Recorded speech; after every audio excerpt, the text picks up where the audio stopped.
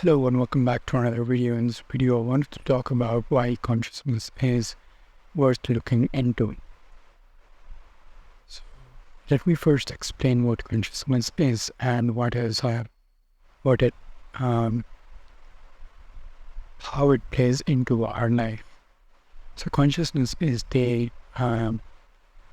pure subject. It is a pure subject that experiences every experience that we have here on this world.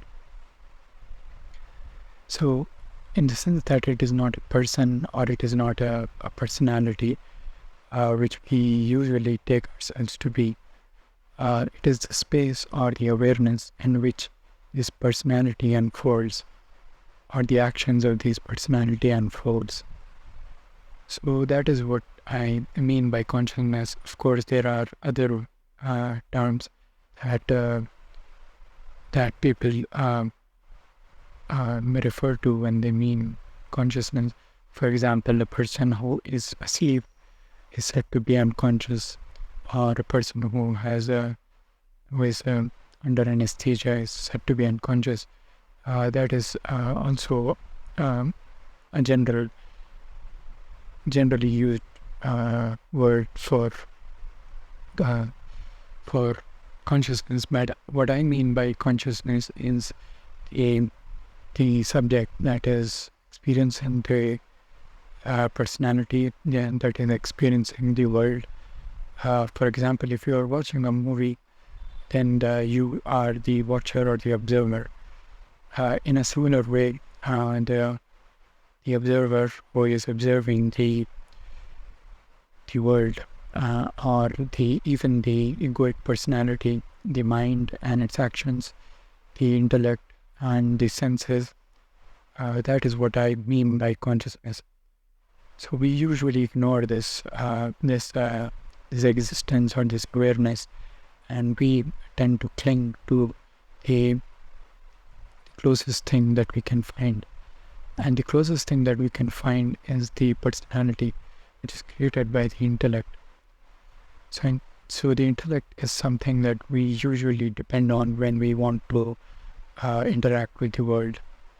For example, when we want to reason things, or when we want to acquire data, we use intellect in order to acquire data, and we use the intellect to imply certain things from this data.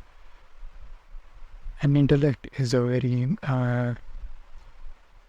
wonder in itself, and how it uses on these methodologies like learning and a lot of other aspects of the intellect also can be seen. That is, for example, a person is able to memorize a lot of things. This is memorize. The faculty of memorization can also be said to be a part of intellect. And a person who has this information is able to imply things out of this information, and the more the person is able to imply things, the more he is intelligent in that aspect.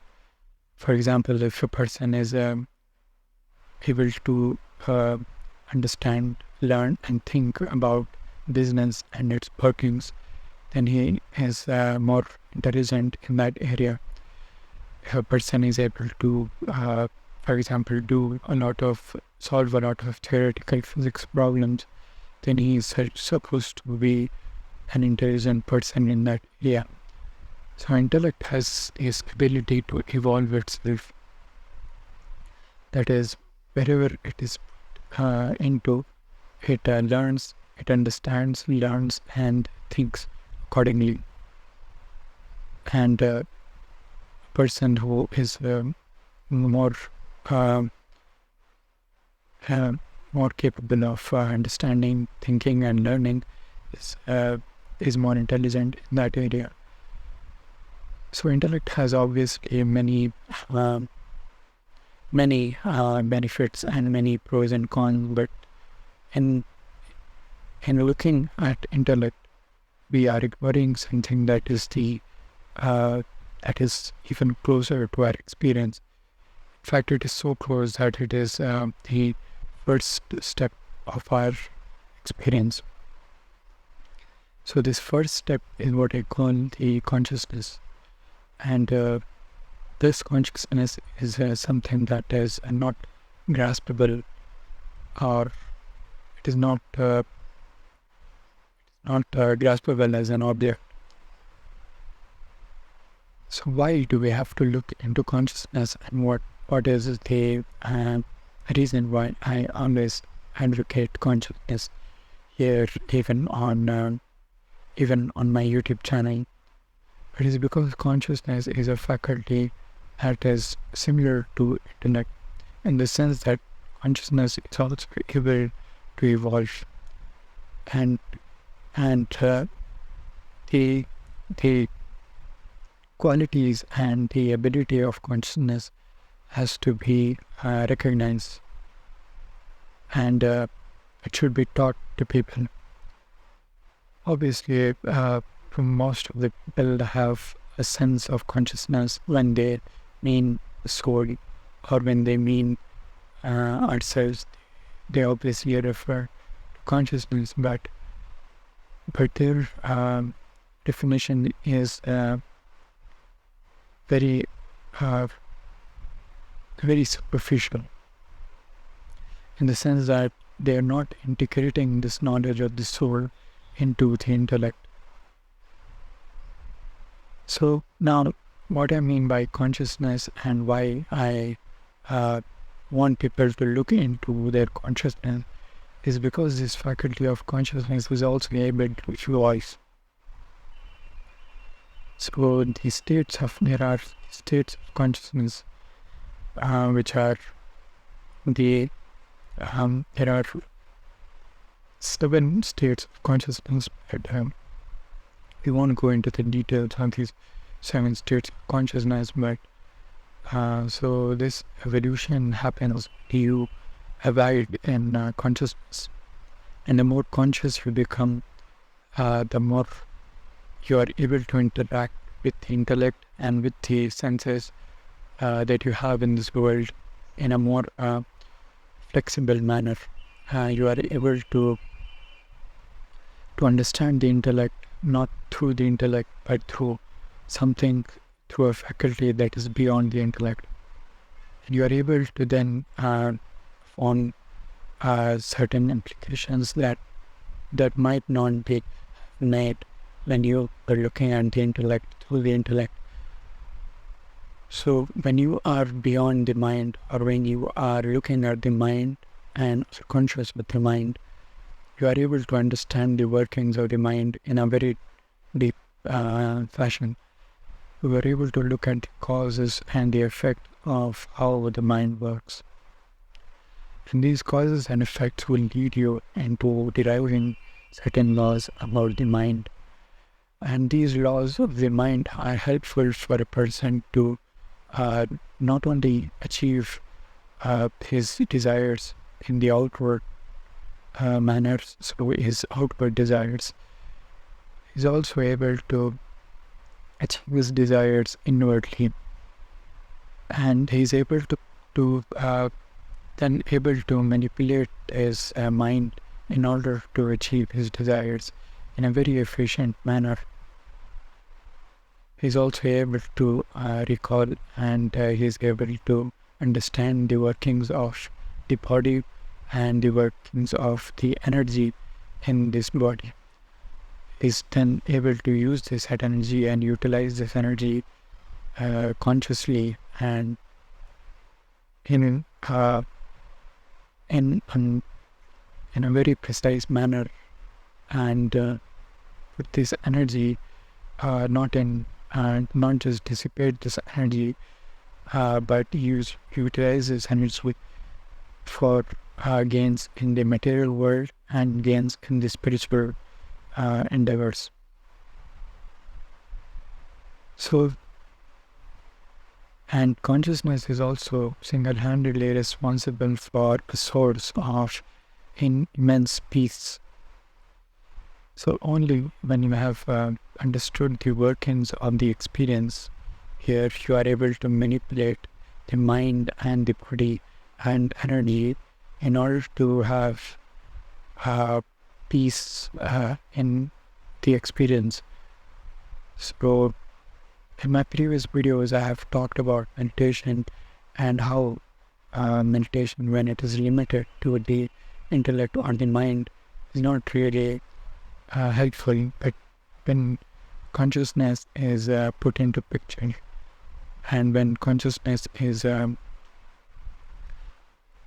utilized in order to understand the intellect and the workings of the of meditation, we are able to generate peace in sometimes not as mechanical as the intellect wants it, but we are able to generate peace in a more acceptable manner. We're not looking for peace outside. We're looking for peace by becoming conscious. And this is why I always advocate consciousness over anything. So we have a tendency to look into consciousness or look into our truth or look into our questions in a very half-hearted way. So whenever we find something that is understandable, we respond to it. For example, we are not really exerting ourselves and questioning ourselves. Instead, it is easier for us to adapt something in the world.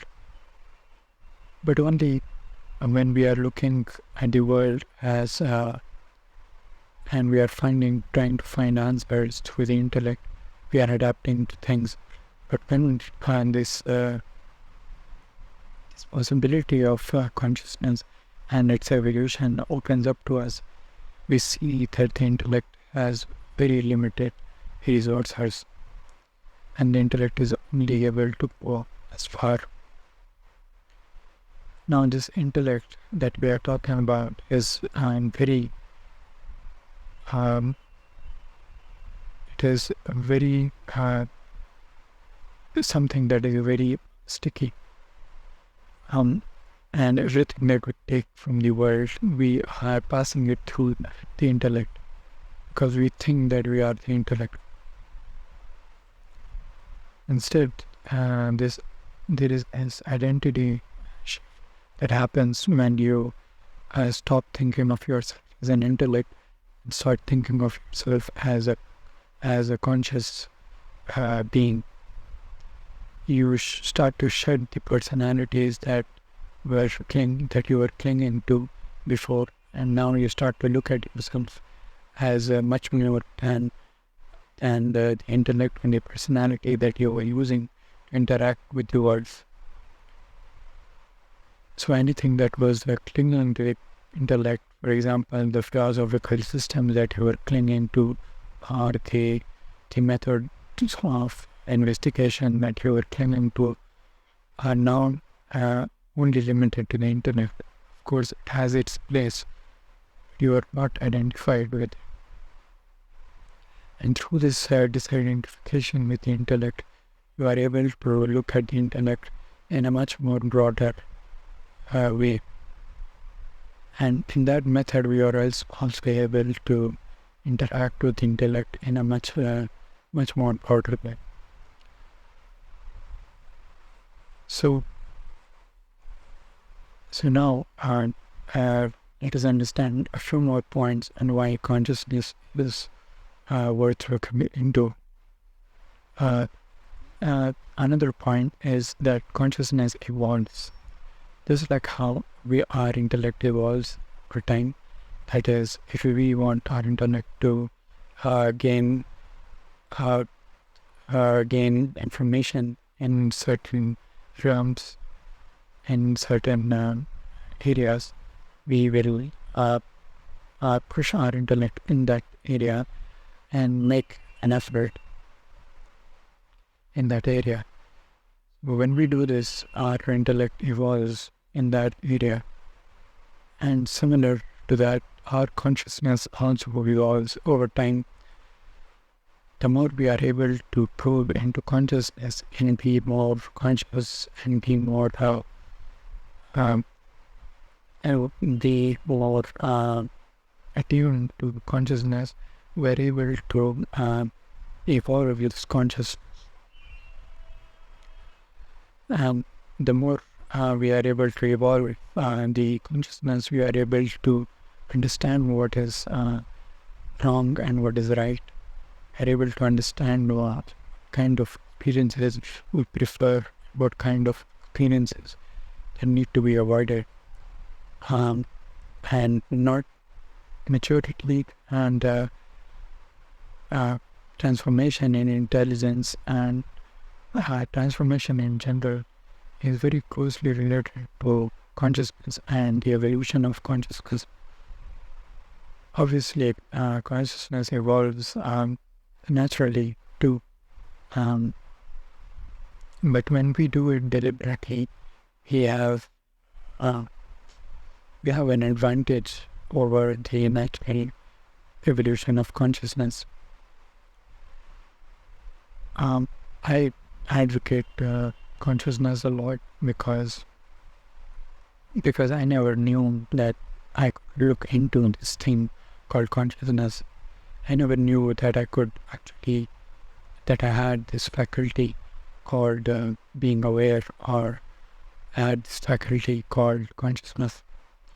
In fact, I was so identified with the mind and the personality that I wasn't able to look at my experience in a broader way. And through our education systems and through a lot of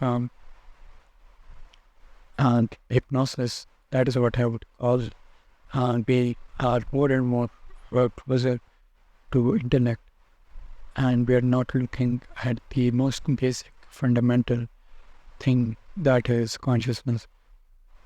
So I hope I gave you some insight through this video why it is important to look into consciousness. And if you like this chain of thought, you can go ahead and watch my other videos in which I talk a lot about different aspects of the intellect, different aspects of the body, different aspects of the consciousness, and how you can evolve consciousness. I have also talked in my previous video about a brief description of the universe, and in that video I have gone deeper into the different aspects of the experience that we are having here in this world as human beings. And I have gone into deeper details about the physical body, about the subtle body, about the mental consciousness, and how we can evolve consciousness, and whether it is an effort, or whether it is somehow related to life, and I have talked about this in great. And if you have any questions, you can put it down in the comments below so that we can have conversation, and I can have some ideas about what to talk about in my next videos. Thank you for watching this video.